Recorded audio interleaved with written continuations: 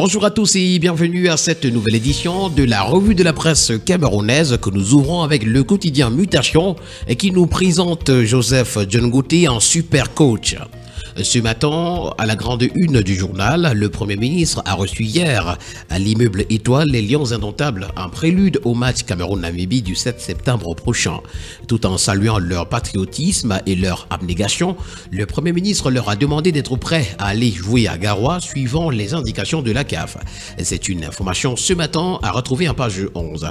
En page 5, on parle d'accidents de la circulation, encore des morts à Sanchou. Région de l'Ouest, 5 000 milliards pour s'industrialiser. Nous allons continuer ce matin avec un autre journal. Ça, c'est le quotidien Le Messager qui parle également de la rencontre entre le Cameroun et la Namibie et nous présente John Gouté en démineur. Pris au milieu de la bataille de pouvoir entre la FECAFOOT et le MINSEP, les Lions Indomptables ont été reçus en audience hier par le PM, Premier ministre, qui les a motivés à aller à Garoua. C'est une information à retrouver en page 3. En page 2, on parle encore de Tchan avec la falaise de la mort qui nous est présentée. 6 morts et 62 blessés dans un nouvel accident impliquant un bus en provenance de Fumot. Le journal La République, pour sa part ce matin, s'agissant d'actualité, parle du push contre la carrière des joueurs et nous renseigne que le gouvernement sauve les Lions Indomptables. Nous allons continuer ce matin avec le tri-hebdomadaire Le Soir qui parle également des Lions Indomptables chez le Premier ministre. Halte à la manipulation, l'État reste debout. Voilà donc le titre que nous présente le journal ce matin. Nous allons parler également ce matin de la crise entre le MINSEP et la FECAFOOT avec le quotidien Nouvel Horizon. John Gouté écrase la rébellion, nous renseigne pour sa part ce matin le journal. Nous allons laisser le sport ce matin pour nous intéresser à toute autre chose avec le quotidien d'information républicaine. Ça, c'est le drapeau qui s'intéresse à l'Assemblée nationale du Cameroun. Livraison du nouveau siège en avril 2025.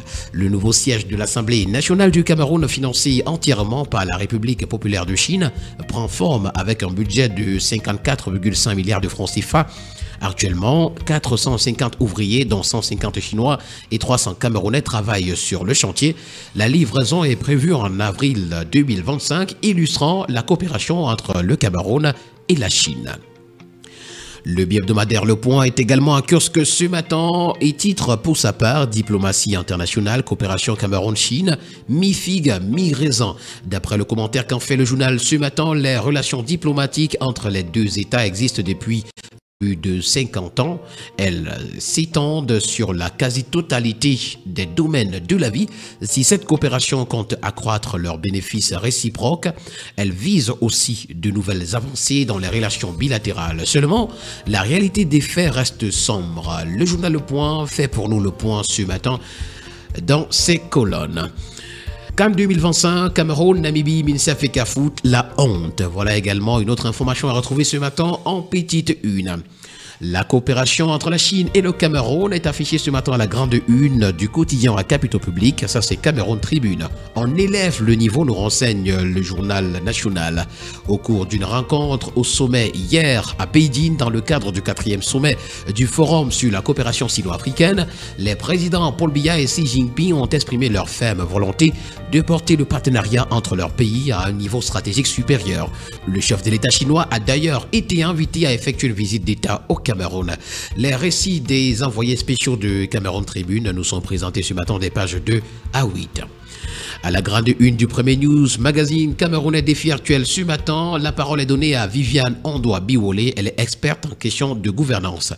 Elle dit, je cite, « Les dirigeants illégaux des entités publiques ont causé une perte de 195 milliards de francs CFA à l'État. » L'universitaire et spécialiste des questions de gouvernance et du management relève également que depuis juillet 2023, 43 présidents de conseil d'administration, PCA, ont illégalement perçu 634 millions de francs CFA.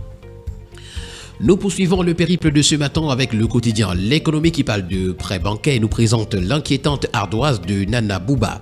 Il y a quelques jours, le milliardaire recevait la promesse d'un soutien financier exceptionnel du gouvernement en vue de relancer les activités de son groupe en difficulté. Paul Biya s'exprime également ce matin à pied de une. J'invite le secteur privé chinois à continuer à nous accompagner. C'est à lire ce matin en page 10. Nous allons continuer ce matin avec le tri-hebdomadaire, la météo qui fait une fixation sur le gouvernement camerounais et nous plonge dans les secrets du remaniement. L'équipe de campagne de Paul Biya pour la présidentielle de 2025, il agit au responsable du parti dont il est également le président, est prête.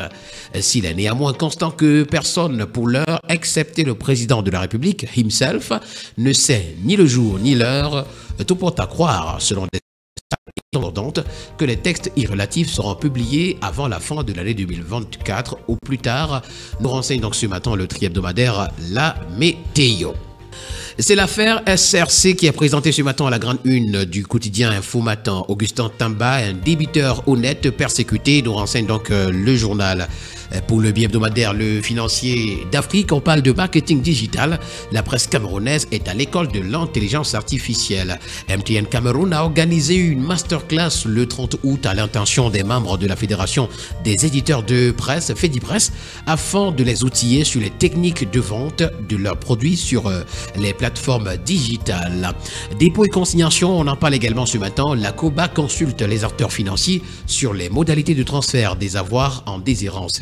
Et puis Forum Chine-Afrique, de nouveaux contrats de partenariat sont en perspective. Nous allons continuer ce matin avec le quotidien Émergence. C'est le quotidien vert qui parle des inscriptions sur les listes électorales et fait pour nous le point ce matin à sa page 3. Falaise de Tian, 8 morts, nous renseigne le journal. Rentrée scolaire, les États-Unis préoccupés par l'escalade des violences à l'approche dans la partie anglophone du Cameroun. La Nouvelle Expression s'intéresse également ce matin dans sa parution de ce jour à la falaise de Tian. Environ 10 morts et plus de 60 blessés, nous renseigne le journal. Les victimes étaient à bord d'un bus de transport interurbain qui, après l'éclatement de certaines roues, s'est retrouvé au fond du ravin au petit matin du 4 septembre 2024. La liste des victimes, le bilan macabre de la falaise de la mort depuis 2021 nous sont présentés ce matin des pages 4 à 5. CNC et Equinox Télévision, la vérité qui dérange nous est présentée en page 3. Cameroun-Namibie, le Premier ministre choisit Garoua. Crise anglophone, comment les groupes armés se financent et puis horreur à Gaoundéré, un homme égorge sa nièce de 11 ans. Nous allons terminer ce matin en santé avec le quotidien de la santé notamment, ça c'est EcoSanté qui nous amène à l'hôpital régional de Berthois, à l'œuvre pour l'implémentation de la couverture santé universelle. Voilà ce dans quoi se trouve cet hôpital actuellement. Vaccin anti-paludique également, à peine 50% de la cible atteinte dans les 4 districts concernés de l'Adamawa. Crise alimentaire, la Namibie prévoit d'abattre 700 animaux sauvages. Mesdames et messieurs, voilà qui met un terme à cette sortie de la revue de la presse camerounaise. Merci d'avoir été des nôtres ce matin et nous vous donnons rendez-vous bien évidemment demain pour la dernière sortie de la semaine. D'ici là, portez-vous bien et agréable journée à tous.